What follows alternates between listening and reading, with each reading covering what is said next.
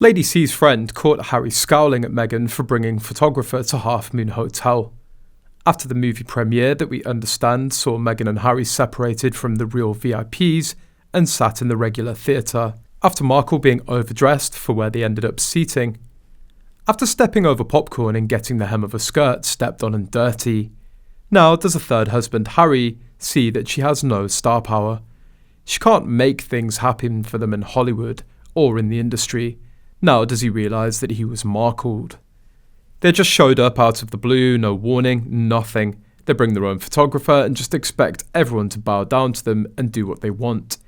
These people weren't having it. According to Lady C in a new video, Meghan and Harry were seen by a friend at the Half Moon Hotel, Jamaica on Monday, walking up from the beach to the clubhouse and bringing a private photographer anywhere she came. Meghan was lapping it all up while Harry had a scowl on his face and looked miserable. Lady C said, Meghan was loving everything and spoke to my friend. I don't think Meghan knew who they were. My friend felt pity for Harry.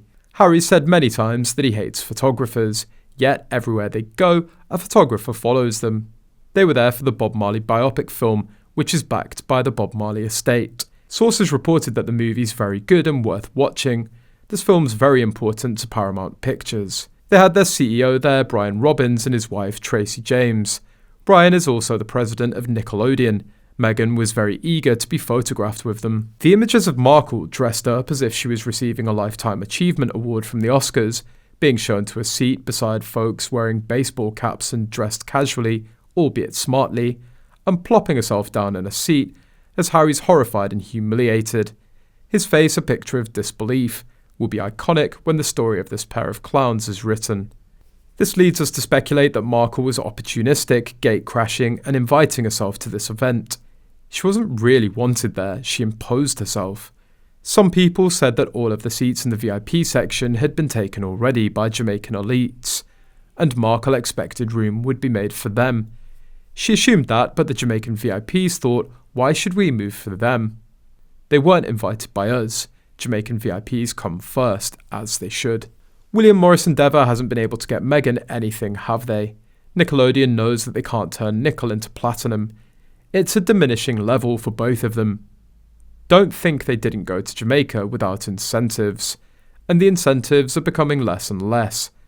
The incentives they would have had 4 years ago would have been much higher. I wonder if we'll look back at this event someday and realise it was the tipping point. Her utterly over-the-top and predictably ill-fitting ball gown when other guests were wearing baseball hats and eating popcorn, seated in the 8th row, scamming the way onto a red carpet with people who clearly didn't want to be photographed with them.